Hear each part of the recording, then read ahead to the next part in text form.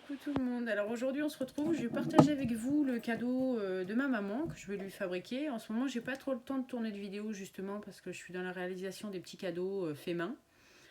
Là pour ma maman j'ai décidé de lui faire un sac en languette de canette parce que celui que je lui ai fait il y a 4 ans commence à s'abîmer. Je vais partager ça avec vous, je vais vous montrer ce que j'ai acheté. Pour commencer, donc j'ai acheté de la laine.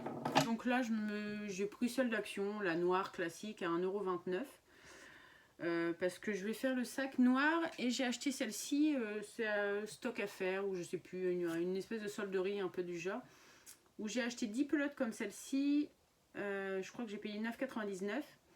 Et là, c'est un vert un peu canard, je sais pas, je trouve ça joli, donc je vais lui faire vert et noir. J'ai été à comment ça s'appelle au comptoir du tissu pour acheter un tissu parce que j'ai vu qu'ils faisaient des coupons en ce moment, et donc là le petit coupon où j'ai beaucoup de matière quand même, je l'ai payé, voilà, je vous montre, 10 €, ce qui est plutôt correct, et la doublure est plutôt sympa pour le sac, donc ça je trouve ça assez sympa. Donc j'en ai profité, j'ai pris un petit bout de fil de la même couleur parce que je pense que je vais pas le faire à la main, je vais le faire à la machine, même si je suis pas très douée à la machine à coudre. Je suis assez douée en activité manuelle sans me faire de fleurs. Mais la machine à coudre, c'est pas mon truc. J'ai commandé aussi des poignées sur Temu. Donc j'ai opté pour celle-ci en corde. Donc voilà, je crois que ça m'a fait entre 5 et 6 € les deux poignées, puisqu'ils sont vendus à l'unité. La dernière fois que j'ai fait un sac à ma mère, je lui avais pris en faux simili-cuir et en fait ils se sont vite abîmés. C'est pour ça que le sac en lui-même ne s'est pas abîmé, mais les poignées oui. Donc là c'est pour ça que j'ai décidé de prendre de la corde en espérant que voilà, ça soit plus résistant. J'ai acheté un fond mais qui arrivait plié en deux, puisqu'ils ont dans le packaging, dans le colis Temu, toujours Temu, ils me l'avaient plié en deux, et ce qui fait que j'ai une pliure au milieu, donc j'étais pas contente. Et donc je me suis fait rembourser. Et en plus, la largeur, j'ai mesuré, ça fait 7 cm. J'étais contente parce que j'avais réussi à trouver une grande longueur en 32 cm. Mais au final, 7 cm de largeur, c'est pas énorme pour un sac. Donc je pense que je vais pas l'utiliser. Et que je vais faire comme j'avais fait la fois dernière pour son sac. Je vais lui fabriquer un fond en carton. Donc voilà pour cette petite aparté. Maintenant, ce qu'il va falloir, c'est évidemment des languettes de canette, mais il en faut énormément. Donc là, j'ai opté pour en faire avec la forme la plus commune, c'est-à-dire celle-ci, ronde, parce qu'après on a différentes formes, hein, je peux vous montrer. On a celle de conserve, on a les Red Bulls, on a les formes carrées, on a vraiment toutes les formes. Ça, c'est un sac qu'on m'a donné qu'il faut que je trie. Vous voyez, il y a des dorés, il y a tout. Je vais vous mettre sur mes mains. Je vais vous descendre un peu. Hop. Là, ça, c'est ma boîte où tout, enfin, à part celle-ci, parce qu'il y a eu des mélanges. Ça, c'est ma boîte. Je ne sais pas si vous allez bien voir. Je vous la mets là au fond. Vous allez voir là en fond. Vous voyez un peu.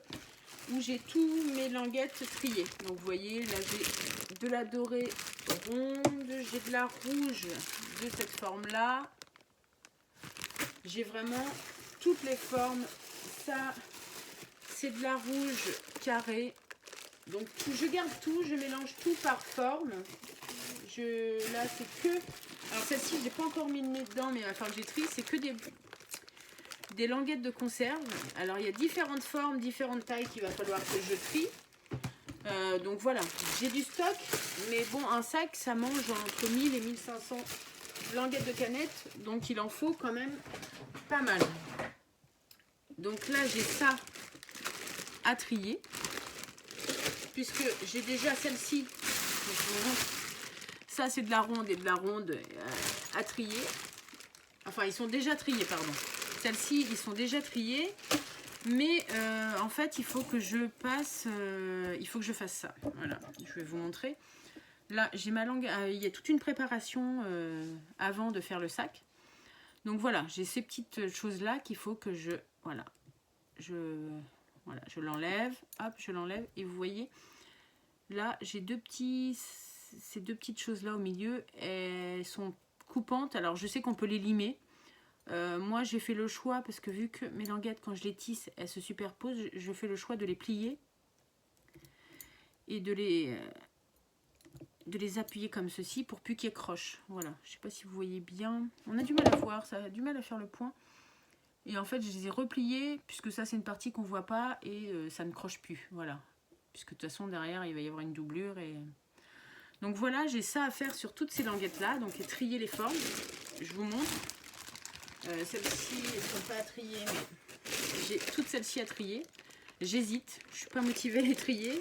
Vu que j'ai déjà ça, je pense que je devrais avoir assez. Et j'ai encore là celle qu'on m'a donnée. Mais là, l'avantage, c'est que la personne, vous voyez, la personne qui me les donne m'a déjà trié ce que je garde.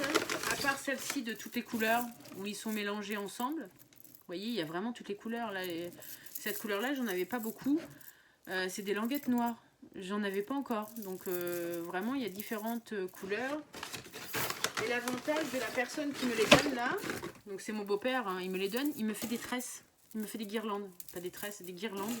Où il me met par forme. Là, j'ai toutes les rondes. Là, j'ai une grosse guirlande. Vous voyez, avec que les rondes dorées.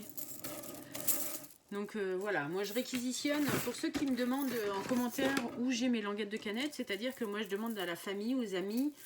Là je demande aussi, j'ai dans mon petit village, j'ai une petite épicerie où ils servent dans le bar, ils servent beaucoup de boissons avec des languettes. Et ben je lui ai demandé gentiment et il me les garde. Donc bon, après je fais pas la tournée de tous les bars, je pourrais. Mais voilà, je demande gentiment qu'on me les garde et puis... je stocke, et puis quand j'en ai beaucoup, j'aimerais vous faire des vidéos plus souvent sur les languettes de canette, mais bon, il en faut énormément pour faire un projet. Donc je n'en fais pas tout le temps. C'est vrai que c'est... Là, moi, ça fait peut-être... Vous voyez, puisque vous allez dire, oui, tu as quand même du stock, mais là, pour avoir ce stock-là, ça fait peut-être 10 ans que je garde les languettes de canette. Donc je sollicite, au début, je faisais que ma famille. Et maintenant ils le savent, ils me les gardent systématiquement, mais ça fait 10 ans que je garde les languettes de canette de toutes sortes de conserves pour obtenir voilà, ce que j'ai aujourd'hui. Et donc il en faut de la languette, il en faut pour pouvoir faire de jolis projets. Donc voilà, je voulais partager ça avec vous, et je vais arrêter de dire donc, hein, je l'ai déjà dit pas mal de fois.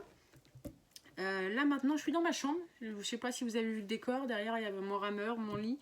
J'ai mis le bureau dans ma chambre, donc là j'espère pouvoir reprendre bientôt des vidéos et vous faire un peu plus de vidéos. Donc je suis contente de vous retrouver, hein. Je prends quelques minutes avec vous. On va faire ce petit projet là, on va arrêter le blabla. Je vais trier, enlever toutes les languettes, et ce qu'il va falloir, la prochaine étape, donc là je vais essayer de faire toutes celles que j'ai là. Je pense que j'en aurai assez pour faire le sac. Au pire des cas, je referai une deuxième tournée, parce que c'est excessivement long. Là, une fois que j'ai enlevé tout ce que j'ai enlevé dessus, je vais les mettre dans une bassine avec du produit vaisselle. Je vais les brasser. Je vais les rincer. Alors, le produit vaisselle, c'est bien parce que ça dégraisse. Il suffit qu'il y en ait qui soient un peu grasses. Voilà, ça dégraisse pas mal. Et puis après, il va falloir que je les sèche bien correctement pour éviter que ça s'oxyde ou que ça rouille. Même si c'est de l'alu, mais ça peut faire des petites taches, ça peut s'oxyder et se rouiller. Donc bien les essuyer, et après, je pourrai commencer le projet avec vous. Donc voilà pour cette petite mise en bouche pour mon futur projet. Donc là, moi, je vais vous publier cette vidéo pour vous, et puis je vous retrouve pour commencer le projet dans mon prochain tuto. Alors j'espère que ça vous plaira. À bientôt. Bye.